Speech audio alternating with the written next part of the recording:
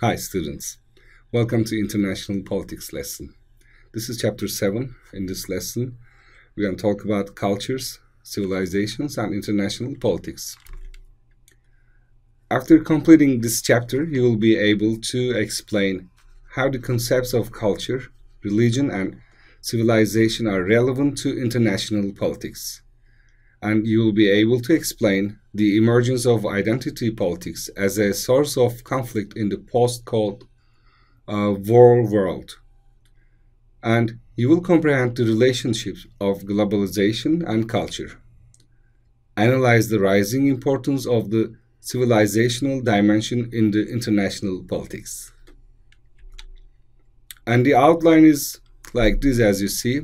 I'll start with an introduction, then talk about conceptual and historical framework, the interaction of cultures, religions, and civilizations, and I'll go into details about culture, religion, the invention of civilization, a modern approach, modernity, secularism, and the emergence of nation-state, identity politics in the 20th century, the Cold War period. Okay, let's start with the interaction of cultures, religions, and civilizations. Culture, civilization, and religion are among the factors that contribute to the formation of identity. Each has more than one definition, and each can be regarded as components of both individual and communal identities. These concepts are in permanent interaction, and defining any of them may necessitate reference to the other two. However, they don't automatically refer to each other, and the division lines among cultures, civilizations, and religions on the world map do not always overlap. Okay, let's talk about culture. Culture comprises a variety of factors associated with a community, such as shared language, shared belief systems, ethical codes, worldview, lifestyles, and traditions. And these factors shape the group identity, and they mark a resemblance within the thoughts and behaviors of the members of community and differentiate them from non-members. At the communal level, the term culture has three meanings, sometimes overlapping each other. Firstly, culture refers to endeavors of both people and communities in the artistic and scientific fields such as fine arts, literature, civil engineering, and etc., towards reaching a point of perfection. Secondly, the term culture is used to mark products of these endeavors. While these products carry the distinctive features of national or civilizational cultures they have been produced within, they are also currently regarded as sources of inspiration for the humanity in general. Thirdly, culture is used to mark the common features of the communal life and consequently highlights its distinctive features. Okay, let's move on to religion. Religion is linguistically, in its traditional framework, the religion was derived from the Latin word religio, which means the respect for what is sacred. It was first used to define pagan belief system of the Roman Empire, following the adoption of Christianity as the state religion.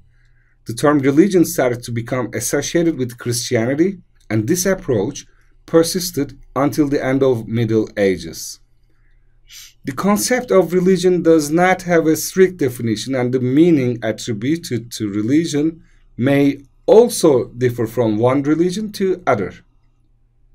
Sociologically, religion can be defined in three ways, which don't challenge but complete each other, which will be helpful for us to understand the role of religion in the international politics. These three definitions are classified as substantial, functional, and family resemblance model definitions. And let's talk about modernity, secularism, and the emergence of nation-state. Okay, the emergence of the idea of secularism in Europe and its spread to other religions of the world is a consequence of the political, economic, and religious also cultural and scientific developments that occurred in Europe, beginning from the 16th century. First of all, a series of developments in the field of economics and politics took place in Europe. Secularism, as a nation referring to the separation of religious institutions from the state, resulted in the separation of public and private spheres of the human life. Consequently, religion lost its prominence as an ideological tool to provide bond between the state and the citizen. Okay, let's go to the Cold War period. Following the World War II, the world was theoretically separated into two ideological camps named as the Western Bloc, led by the United States, and the Eastern Bloc, led by the Union of Soviet Socialist Republics. However, another classification in terms of their economic development divided the countries in the world into three groups. First world, that means developed Western countries. Second world, communist countries. Third world, developing countries, including but not entirely composed of former European colonies. Okay, now let's move on to the emergence of identity politics as a source of conflict in the post-Cold War world. The ideological rivalry was an important source of conflict during the Cold War period. In the aftermath, divisions based on cultural and religious differences immediately took place of the ideological rivalry. Following the collapse of the USSR, the world witnessed the renewed assertion of national identities and religious identities being featured as distinguished components of national identities both in the former USSR territories and in the former communist countries in general. The response of IR theory. Here, the main unit of analysis in the discipline of IR is the nation-state, which first emerged in Europe during the 17th century and was disseminated to other parts of the world as a role model since then. IR has emerged as a discipline in social sciences, mainly in the early 20th century, and focused on the interaction of nation-states with a strong emphasis on the pervasiveness of secular nation-state model as a basis of the modern international system. Okay, let's move on to culture and religion in a globalized world. There's a complex relation between culture as a representative of religious and civilizational identities and globalization. Here, globalization, besides the promotion of economic homogenization based on capitalism, promotes cultural and social homogenization and supports the dissemination of Western values. At the same time, it blurs both territorial and political boundaries of the nation-states and paves the way for the assertion of subnational, regional, or global identities based on cultural, religious, and civilizational affinities. And globalization and religion. So in this part, I'll give you some details about the contemporary politics.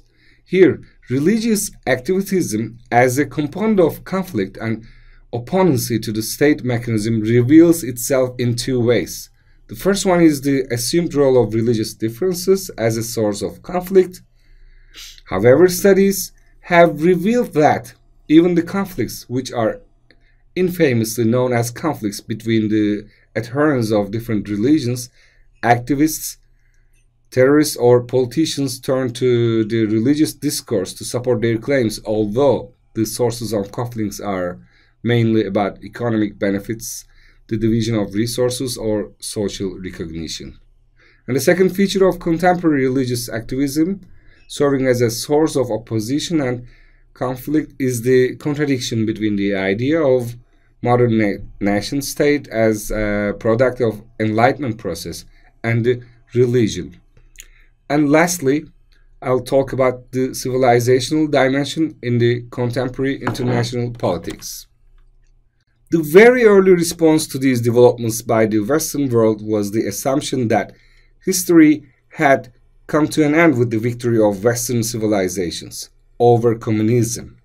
According to Fukuyama, what was witnessed was not just the end of the Cold War or the passing of a particular period of post-war history, but the end of history as such, that is, the end of point of mankind's ideological evolution and universalization of Western liberal democracy as the final form of human government. Okay, thank you, students. This was the end of chapter 7. See you later.